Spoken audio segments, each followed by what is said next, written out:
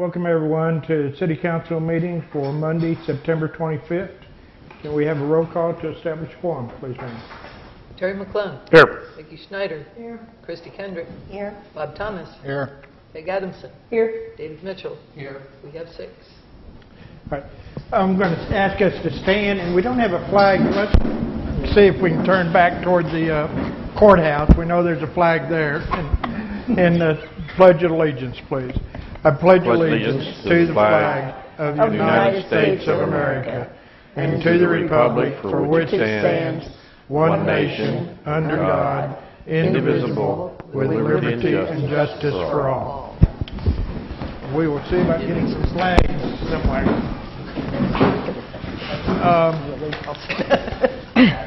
All right, can I get a motion to approve the agenda? So move. Second. All right, any additions? Not hearing any. All those in favor of the agenda as presented signify by saying aye. Aye. Aye. Any opposed? All right, a motion to approve the minutes. So move. Second. Any additions, corrections? Not hearing any. All those in favor signify by saying aye. Aye. Any opposed? All right, so moved. Planning Commission reports. We got a vacancy on planning. So anybody that's interested, please come down and fill an application. We do have some requirements on there, but they're very minimal. We have Susan Harman has been nominated by the CAPC. So I guess we need a motion to approve her. Yes, I'd like. Yes, that takes care of it right there. Second. All right. Any discussion? All those in favor signify by saying aye. Aye. At this time also, the council asked for some commission reports, and Susan is here to give a report for the CAPC for bring us up to date. Okay, so I've got some information for you.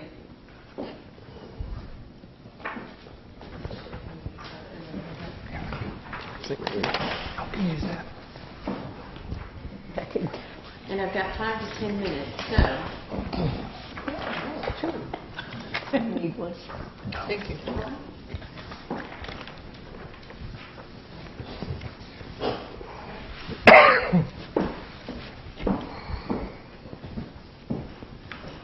All right, so really the intent of this is just kind of an overview, where we're at, where we're going.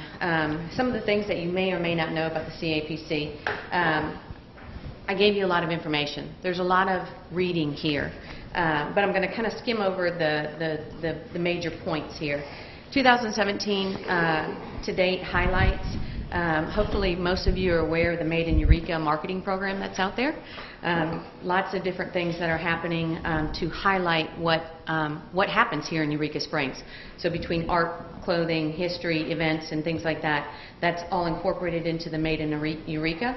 And we did do a website redesign, so you can take a look at that if you haven't in a while.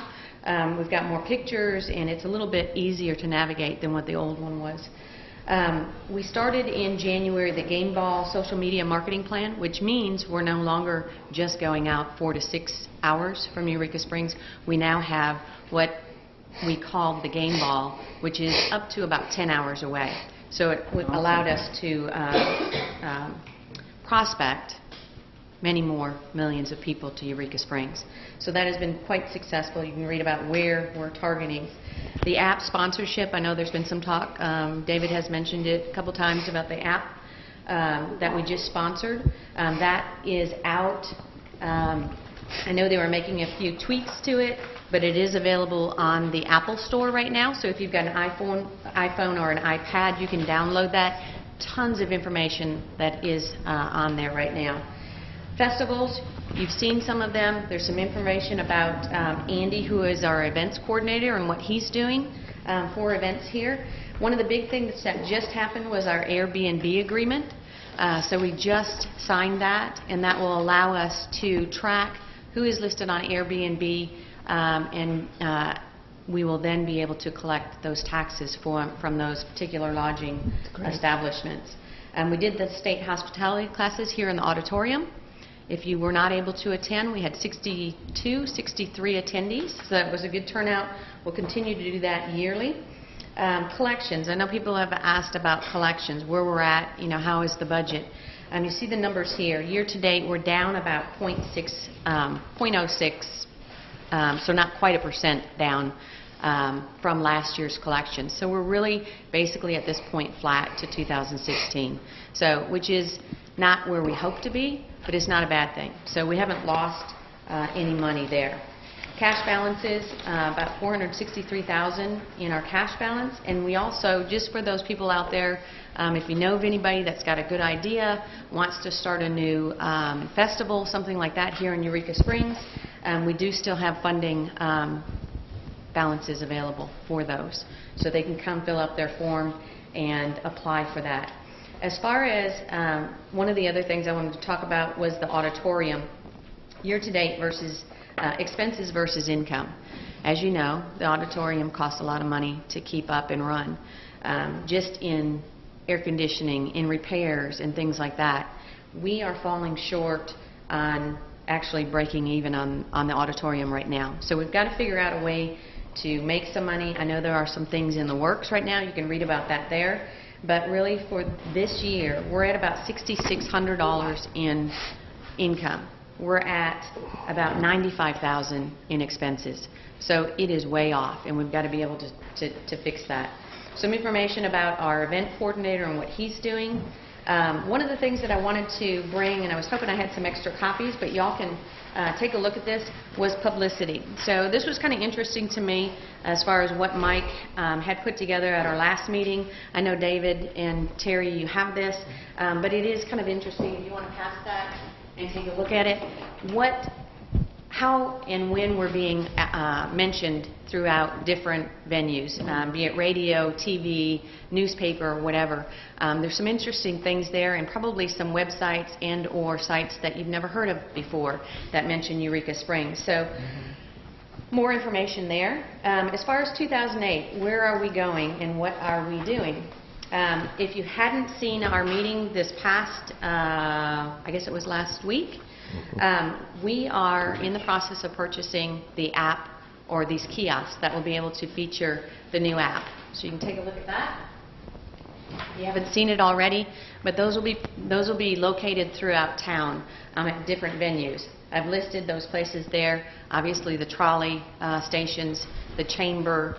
We're looking at Turpentine Creek and possibly the Passion Play, places where there are a lot of people that will be able to access that. So it will be touch. They'll be able to zoom in for restaurants, history, parking, whatever we've got on the app, they'll be able to access that.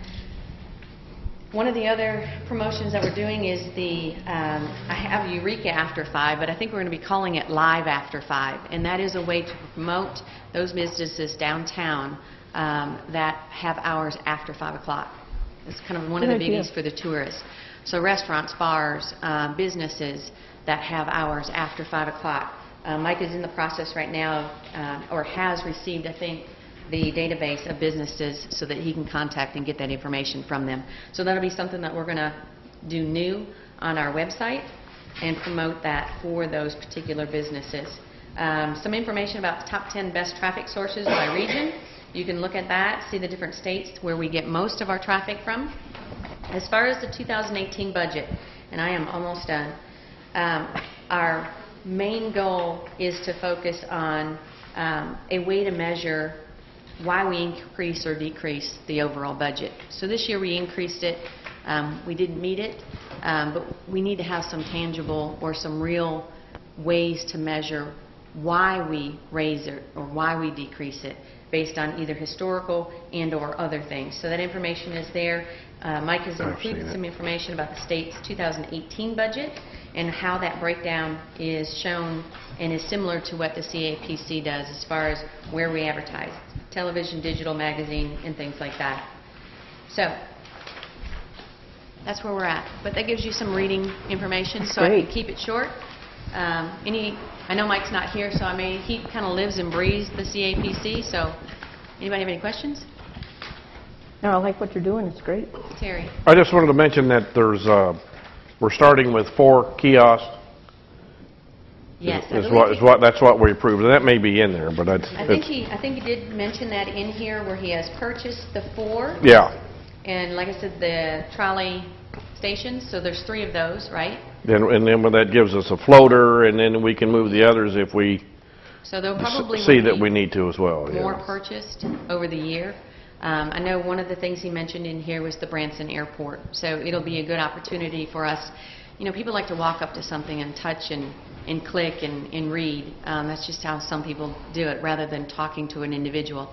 There's so much information that they can glean from that, even after hours as they're coming into the airport there, that there may not be a person staffed. So this will give us an opportunity to really highlight Eureka Springs. And also, the Android comes out the 1st of It should be April. January, February, yeah. So the kiosk is to supplement those people that can download it on their phone. Yep. Any other questions? The bookings that Andy's doing, are they, you getting it ready for next year? Or do you have the money for booking? We are More going to be things. going over that. He's already submitted to us Oh, what okay. his wish list is as Yeah. far as cash goes, Yeah. so that he can go ahead and put together some of those things. I don't know if any of you realized that some of the festivals had changed. I know we'd written this in here as far as how we were presenting them. But last week, was it last weekend? The weekend before, Jazz Eureka, we had a lot of music in Basin Park. So rather than focus on maybe the ways that we used to do those festivals, we've now kind of transitioned into having more things in Basin Park for longer periods of time. So I think that was successful. I know some of the guests that we had loved that music being down there the majority of the day, and they went back several times. So hopefully that equated to some money being spent in those restaurants and shops as well downtown. So. True, and then Andy had also kind of was lining up some acts, and we thought He's we got were some going to mentioned here. have something, but then we found out that in their contract, they were within a geographic area that they could not perform here. Yeah, So we got some surprises as far as big acts. That's the biggest thing, is Wow. the time Yes. window. You know, a lot of those acts are booked a year to 2 years in advance. So it's going to take him a little bit of time to get traction, Yeah. but at the same time, you know, he's working it. So he's got 2018 to really shine. So It's great. yes, Is any of this in the auditorium? yes, there are things that he has planned in the auditorium. So it's just a matter of whether or not he can get those acts booked as to how many we will actually have. So the auditorium is at the top of our list. Susan, you might mention Lucinda Williams. And I did not go. No, You- she hadn't performed yet, so Okay. you can't Oh, I go. didn't buy the tickets. That's right. So there are still tickets available. Yeah, for that. Lucinda Williams is, that's Folk Festival, that's November 3rd. Oh, that's right. That's coming up. And that is the auditorium performance. That's our Yes. what's coming up, I was thinking the other our one nearest during event. jazz. Yeah, that was a great little show. It was really good. So we do have some events coming up.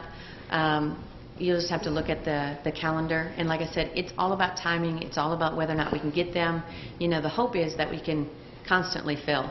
But again, it depends on those artists that he's looking at. So we have to kind of work with their schedules. So anyway, yes, Mickey. On the first page where it's talking about the new app thingy, Yes. if we want to find it now, do we look under modern tourism applications? You would look under Eureka Springs. So you should Oh, be able to go okay. to the Apple Store and see that Right. within the, Go to- on just- Eureka just Springs. put in Eureka Springs. Yeah, and just see Okay. what posts there. Springs app. It should be, has anybody downloaded it? Yeah, I have. Okay, Terry has? I have. You have, Christy? And, and it's real quick. okay, good. I don't have an iPhone, so, Yeah, mine Okay. downloaded in I've got to do it on my seconds. iPad. I can't do it on this CAPC thing. Telling me And then you okay, just- good. you just- So he's probably fixed that glitch then. That's a whole list of everything that's So going anyway, on. there's just Okay. so much information there. But like I said, the kiosk will be available, and they will be beneficial too for those people that just want to, you know, come into that particular location and view. Anybody else? Yes. One other question. What kind of lead time do you have to have if you want to have the CAPC help with promoting a festival or an event? Well, if you think about it, for the most part, some people come to us 2 weeks before. Some people come to us a month before. In reality, at least in my world as far as marketing Yeah. goes, you should be doing it 6 months in advance. Because you're going to want to get those teasers out there for those people to remember it. You've got to set your dates and things like that. So, you know, people don't purchase something always on the first try, but if they see it several times, Yeah. then you get that process going. So to me, 3 to 4 months in advance is really ideal, but you've got to start that process, so Right. at least 6 months. If you're waiting until 2 weeks before your event, it's already too late. Yeah. So, yep. I just Okay. wanted it on camera. Oh, there you Thank go. you. Okay, anybody else? Thank you. All right. Thank you. Thank you, Susan. We still have a vacancy at the Hospital Commission. And next we have our Police Chief, Thomas Acord, is going to give us a little rundown on what's happening at the Police Department.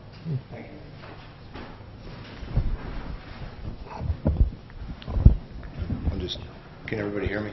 Am I close enough to the mic? The police department has been faced with some unique problems this year that we've not had in the 18, 19 years that I've been in, a loss of some manpower. But overall, we're doing well. The impact that that's had on us hasn't affected the safety of the community so much as it has the personal life of the folks that have stepped up to the plate. So I've got to commend everybody at the department, dispatchers and officers, for filling the void that has occurred. Overall, for the year to date, we're running a little behind what we were last year as far as the stats. We've taken over 1,300 calls for service. We've arrested 232 to date, which is probably down by 50 or so from what we had last year. The noise violations are down some. I think we've got about 50 or 55 noise violations that we've issued so far. The citations and warnings, and we're right at about 1,300, which is par for what we were last year. So everybody at the department's staying with the course for keeping the streets and the community safe and happy. We've lost 60% of our dispatch force. We've lost 3 out of 5. So we are having trouble staying open 24 hours a day. Although they offered, I'm not letting them work 7 days a week, 12 hours a day. And we're down 1 officer position right now. We've been advertising and interviewing, and I've kind of put the officer position on back burner because priority is trying to get the dispatchers back up to staff. It's amazing, and Kim brought this up last week at the department head meeting. You know, the dispatch position, although it doesn't seem, you take it for granted, it's probably the most single important position at that department. And they're the first line of contact that the public has, or the first line of contact that complainants or victims or anybody has with sometimes the town. Not just the department, but sometimes the whole town and the community. So their level of professionalism and the skill set that they have to have is so diverse and so expansive that, you know, we can't just knee-jerk and put people in the seat and say good luck. So we're being choosy, even though we're in a desperate situation. I'm not going to be I'm not just grabbing the first person off the street. We've had a few interviews. We've had some that were definitely not candidates. We've had a couple that were, and then they declined. We're trying to compete with a higher market, so to speak. You know, they make $12 an hour, but the level that we need them to be is probably 15 or 20 an hour in another service, another career. Maybe not here in Eureka, but somewhere else. So, like Kim said, the cog, that the gears all turn around, that's one of the most important. So that's where we're at. That's probably our biggest issue right now as a department. But like I said, everybody stepped up, and I want to commend officially on record everybody at that department. The entire staff has just, I mean, have absolutely taken the brunt and stepped up. So, yes, ma'am. I have read that there are some problems with the county dispatch department, and particularly, I guess, their move. How does that affect our dispatch? Logistically, you mean, like when we're full staffed, or right now? Well, right now, I guess. Right now, there's no, because they're not moved. They're running and I don't want to speak for them because I'll be honest with you, I've never stepped foot in their dispatch center. Well, I guess how does it affect your department and your dispatchers? Now, when we have to close down for the night, we transfer all the calls to their dispatch. They're staffed, they're fully staffed, and they're trained and capable of doing warrant checks because they're 911 anyway. So when a 911 call comes in, now business calls go to them, and we've given them guidelines as far as if someone has to make a fine payment, call back at in the morning and such. Our only problem right now is we can't communicate down here to them after we lock our doors because our radios, we can't hit their. They were supposed to upgrade to a new type of radio system. We had looked at doing a couple years ago. We had it on the Capitol, and we didn't. And not that would have solved any problem or not. It's a frequency issue, and I'm relying on what our radio experts are telling me. Our portables and even our mobiles will not reach their center when we're downtown. When we're up on the highway, we're fine, but down here, it's a problem. Oh, wow. So when the officers walk downtown and check doors every night, they're on a portable. There's nobody to listen to them on the radio. So what they'll usually do is get on their cell phone, call the dispatcher, and say, I'm out on my portable. They can hear, they can call, the dispatch can call the officer, but they can't reach back out. Now, once we go back to full staff, it's a moot point because Eureka Springs has always been a self-sustained department. We don't rely on their jail. Well, we have a holding facility, but we still have to take prisoners over there, but we can basically take care of our own. So, and we want to get back to that because it's the most efficient way to handle it for our community. And I'm not going to knock anything they're doing because, God bless them, they stepped up to the plate and have really helped with our shortcoming right now. But our dispatchers are familiar with our community. They know where Elk Street is. They know where all the little nuances of Eureka Springs are, and that's not. They don't have that at the central dispatch. No real fault of theirs. It's just our people live here, grew up here, know the area. Or we put our dispatchers in our cars and drive them around so they can physically see where all of our little places are. Yes, sir. Going back to the dispatchers, and you have 3 down, did you say, out of 5? And 1 officer? We're down 1 officer. 1 yes. officer. Have you recently done a wage and salary survey on the dispatchers for comparative? Not an official. I have talked to other departments. Okay, unofficial, but you have. And you still feel that the salaries that you can quote now are par with other departments? You're not? We're below larger departments. We're on par with Carroll County. But it's not helping you, on par with Carroll County, is not helping you attract... A couple of our losses were because they took jobs. One went to Bentonville and is a dispatcher over there making like $8 an hour more. Okay. And I'm not saying that we should pay $8 an hour more, no. but... Okay, because there's what I figure was the concern, because if you're not attracting a qualified candidate that can be trained, either there's just nobody wanting a job in this part of the country that can do that, or the salaries are off. So it seems like it would behoove maybe you to talk to the mayor or the finance person, and maybe them to come back with us to see about doing a wage and salary increase to help you attract the type of people that you should have. I agree 100%. You just, but we know that the city is in a financial, and it's not my place to critique or judge the entire city's financial situation. No. But I'm going to do my part as a department head and pinch every penny that I can to get the most mileage out of every person. But you're very But when you have to accurate. close the dispatch Right. here at night, when your officers are downtown having to use their cell phone because they don't have the type of communication, which you just said, Yes, sir. that puts an officer in a libelous position. Absolutely. Because they don't know what they're going to run into. Right. Exactly. If they have to call for emergency backup and their phone's in their pocket. And it behooves us as a council to say, you're in a tough situation. Yes, sir. And it's quite possible that a wage and salary adjustment needs to be made so you can attract the right kind of people. So I think the burden that you're facing right now falls back on this council to produce. Sorry. No, thank you. No, please don't apologize. That's music to my ears, for lack of a better phrase to say that. Yes, sir. Thomas, I also appreciate your staff and all that y'all do. It's cover a lot of territory. I've had several people in town mention to me that they're concerned with vagrants or homeless as becoming more of a severe problem. Is that something that you see, or I do see it. What's your I don't take on think that? it is a worse problem than we have seen in years past.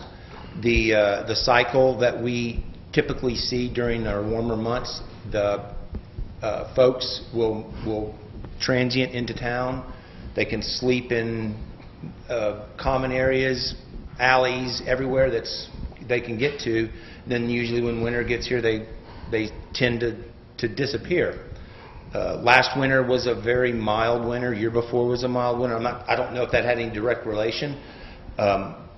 We are seeing some minor crimes, misdemeanor crimes, some vagrancy.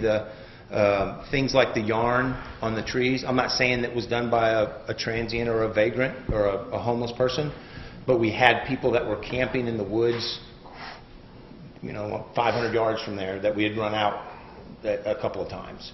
All of the officers are very in tune with the faces that they see on a regular basis, and make a point to make contact with, if you see a guy with a backpack that looks like he's just walked in from the East Coast, like he's living out of his backpack, we just go introduce ourselves and let them know, you can't sleep in public places, you can't sleep in parking lots, and most of the time they're courteous and thank us and move on. But you are right, there is a problem, but I don't know that I would say it's any worse than it has been in years past. Okay. Anyone else? Do we get to ask what you did? Oh, I'm not going to say anything officially on record other than I still train pretty hard and I try to be 21 and I'm not. There you go. How does that sound? Is Bada bing, that bada good bing. enough? I don't want to say anything officially on record. I couldn't but I resist. pushed myself pretty hard, and you know Mickey. Mickey, you've known me since I was, a kid. And I still try to be the best that I can be.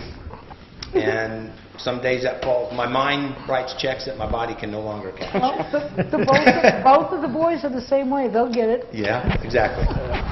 Thank you, Thomas. Okay, thank you, folks. Thank you very much for coming.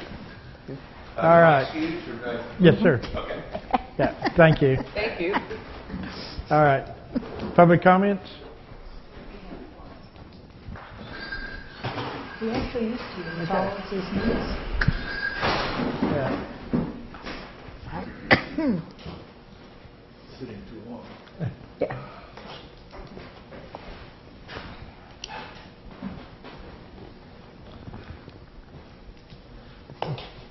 Taller than Thomas. My name's T.J. Brooks, and I have been where you sit, in another state. And I simply want to thank you for what you're doing. Thank you. Thank you. Thank you. Thank you, TJ. You're now living in Eureka Springs? Yes, sir. Okay. We're glad to have you here. All right. Well, that concludes our public comment. Next order of business, get a motion to discuss Joe Gunnels and the group tour franchise. So moved. Get a second? Second. All right. Joe has had the group tour franchise, I don't know how many years, quite a few years. And this is his annual renewal. It's a 2-year renewal. Joe isn't here. Yeah. He's traveling. He's working. So normally he would be here, but He had a representative, but she ran out the door. She's taking a phone call, but most of us probably know him. I did actually this year have a question for him. well, Not that big of a deal. Mr. Mayor, yes, sir.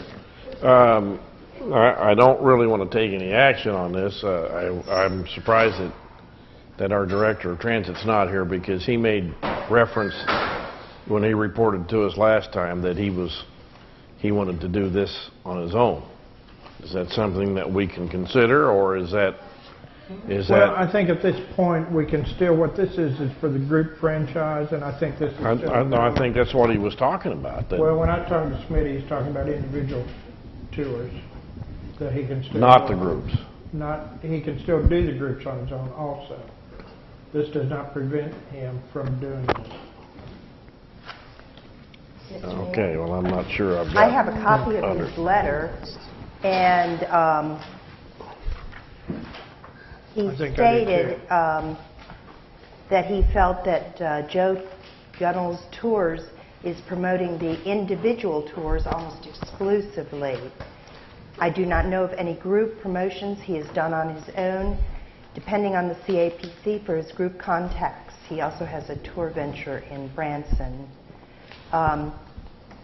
If that is the intent of the ordinance, I can promote the individual tours cheaper than paying Joe Gunnels Tours 35% and hire my own guides, then partnership with the CAPC to provide group tour service. So what I gather from this is that it doesn't appear that he's promoting the group tours, and he doesn't really have anything in his application that indicates that he is promoting group tours. And the ordinance specifically requires that he has statements about his activities over the last 3 years to develop the group tour business, that he is in the business of arranging and selling to groups, and that it is warranted by the current economic situation of the tour industry in Eureka Springs. I find his application wanting. Mickey?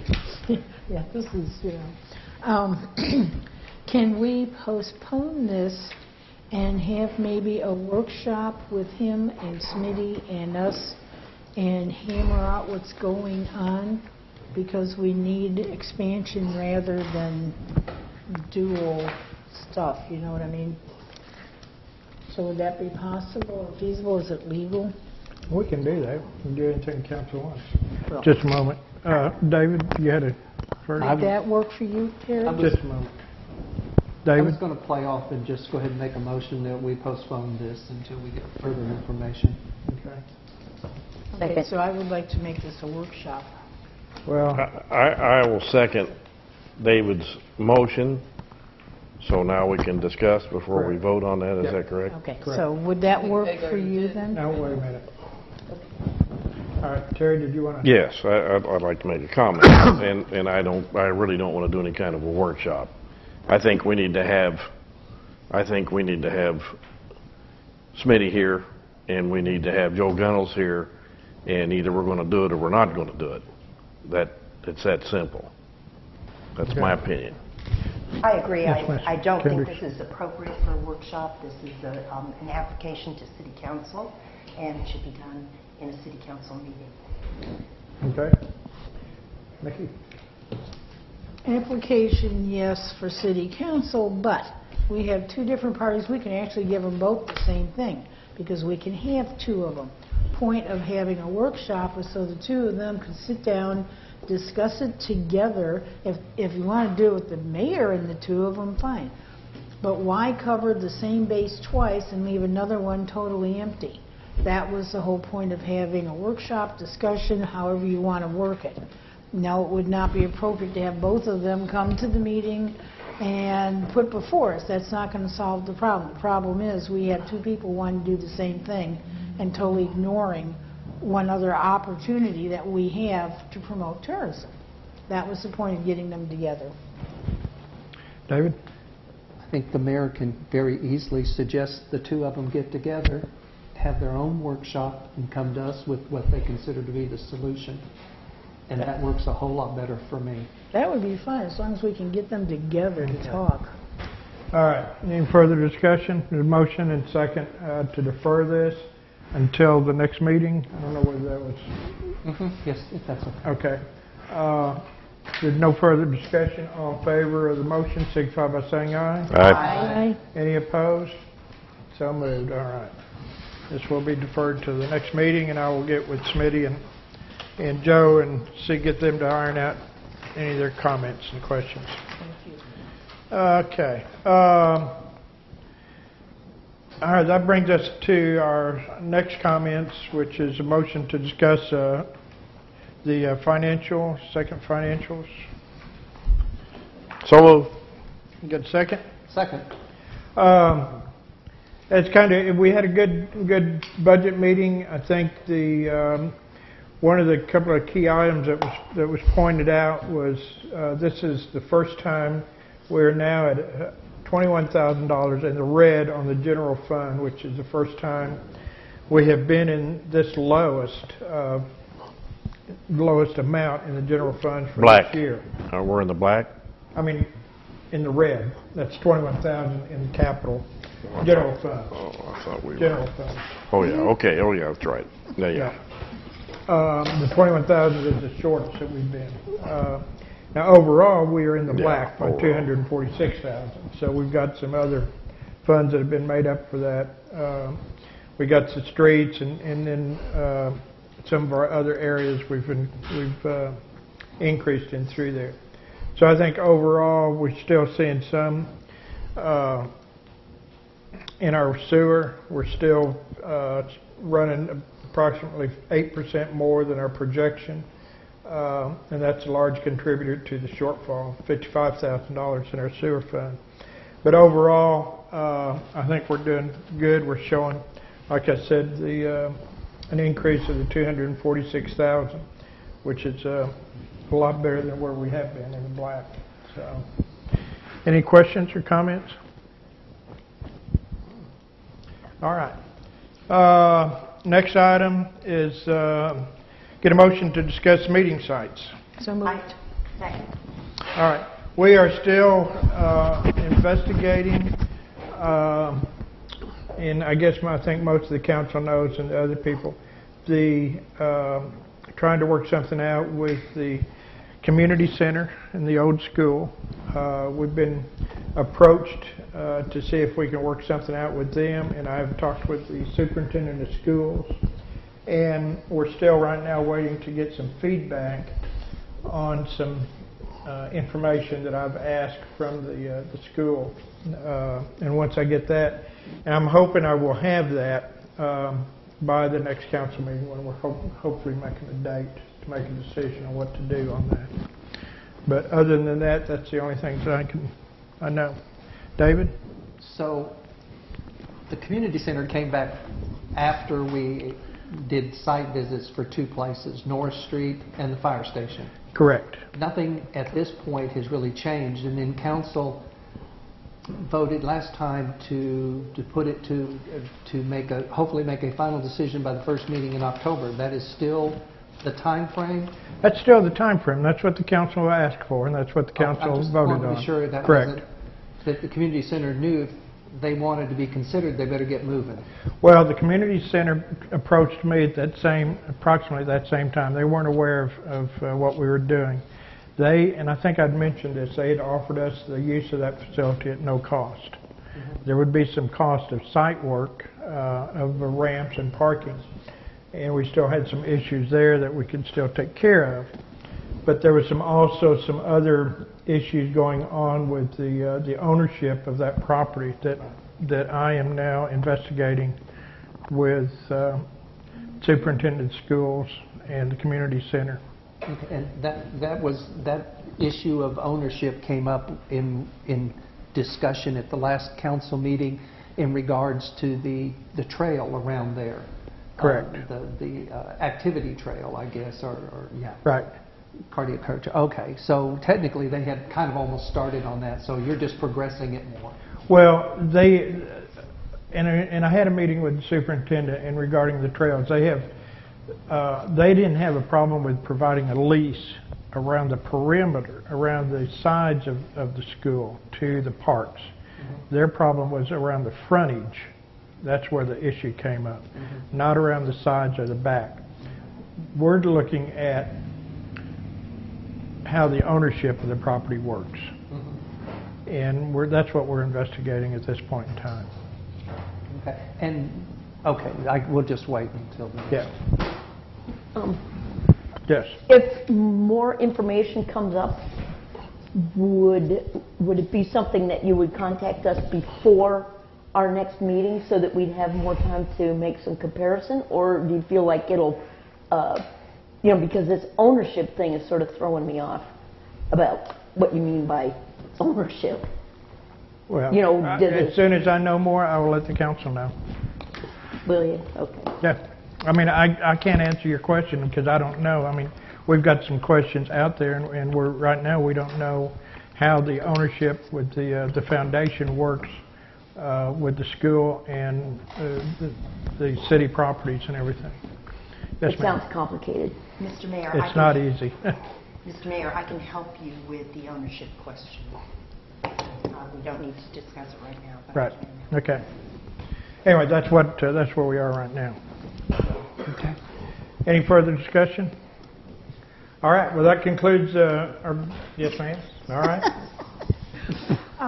It has Sorry. been lightly touched upon, but I'm wondering if it's at all possible, especially in view of the financial situation on tourism, if it's at all possible that we look at buying our own facility, that we could actually move all of our stuff from the courthouse into one spot? We have talked about that with Lonnie and I. I don't think the problem we run into is the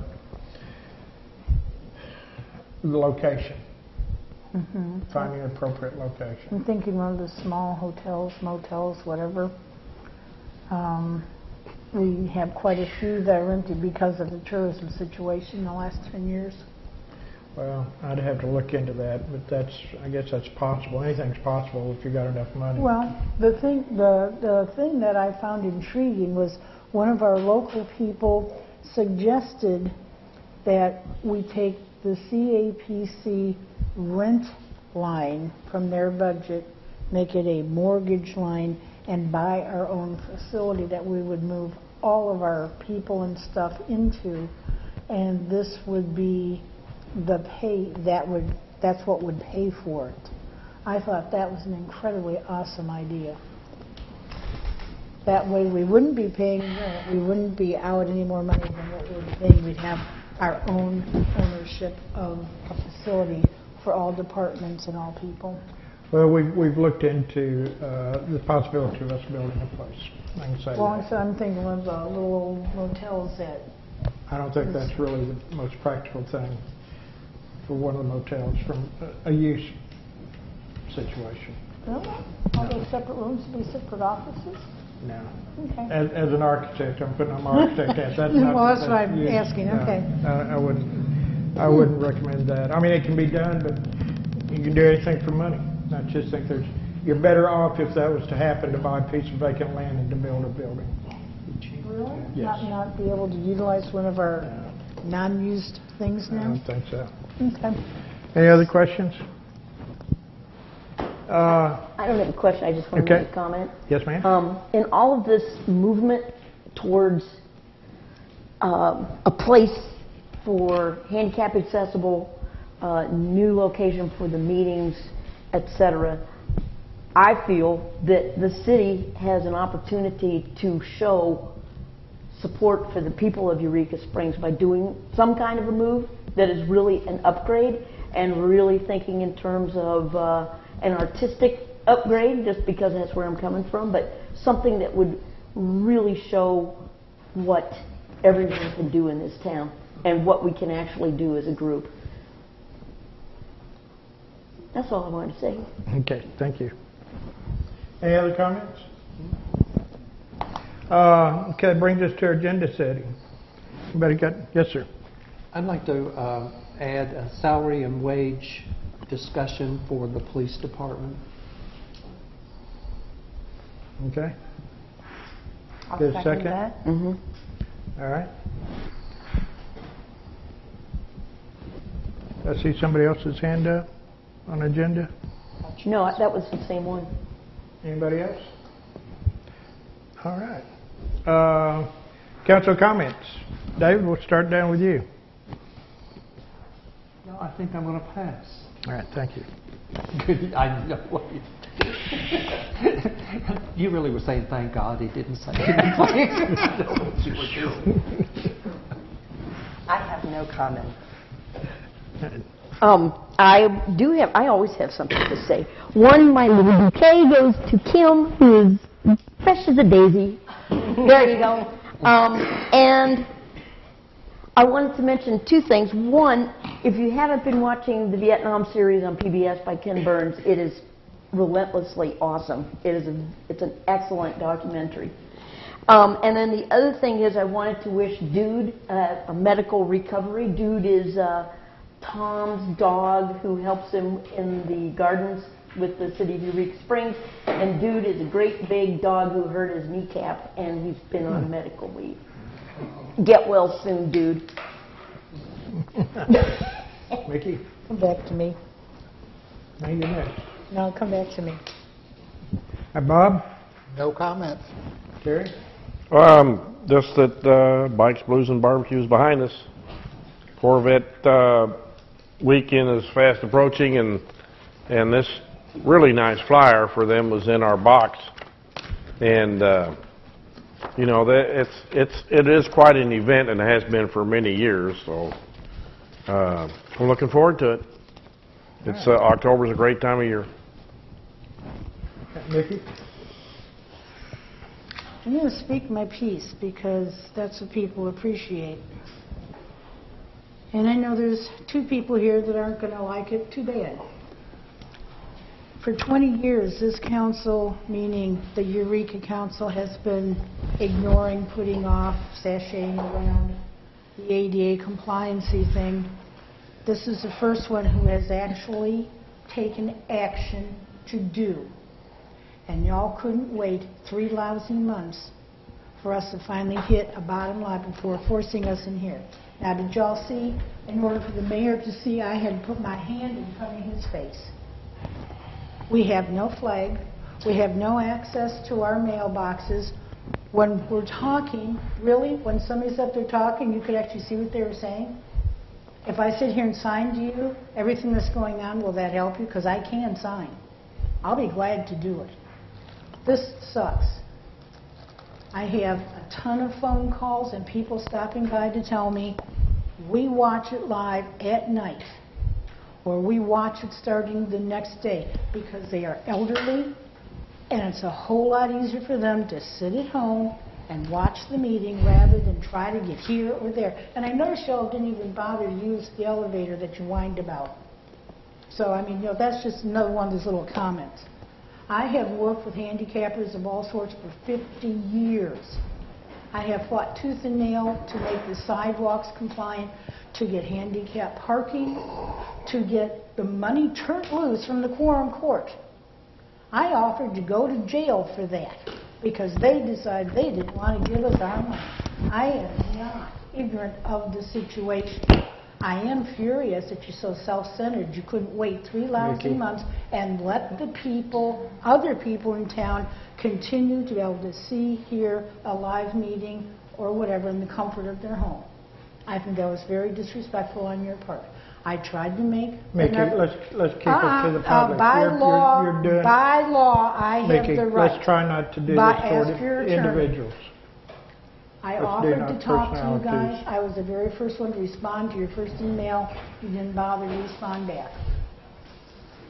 That was really nice. I even talked to you here. No response, no nothing. So, as far as I'm concerned about the rest of town, and not you two, because you have made absolutely no effort whatsoever to deal with everybody. That's how I feel, and I hope you're happy and proud of yourselves. Thank you. All right, as far as mayor's comments, we have upcoming events, September 27th through the 30th. We have Slingshot Invasion. That's coming in. On the 30th of this month, we'll have Blue Spring Heritage Day from 10 a.m. to 2 p.m. out at Blue Springs. Free admission for locals. And then on Saturday, the 30th, we'll have the Slingshot Parade. And for those of you who don't know what a slingshot is, it's those little funny motorcycles. That Two-seater, two-seaters, yeah. side by side, yeah. So they'll be kind of fun to watch. Also on Saturday, we have the Native Plant Fair down at up at the community center from 9 to 5. And on October the 7th, we have the Corvette Parade at 6:30 p.m. from the Victorian end to the end of the Ozarks. And also that weekend, the 5th through the 7th, is Corvette Weekend, of course, at Daly, and there'll be a display of Corvettes out at Pine Mountain Village. On the 7th, the Drumming in the Park, first Saturday of the month from 6 to 8 in the Basin Park. And also in the Basin Park on the 7th from 5:30 to 8:30 will be the Eureka Springs High School Band Bake Sale.